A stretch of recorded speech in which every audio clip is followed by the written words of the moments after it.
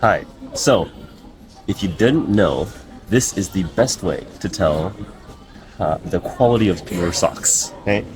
So, you can tell that the weight of this, you can tell that the weight of the sock indicates the tensile strength of its elasticity.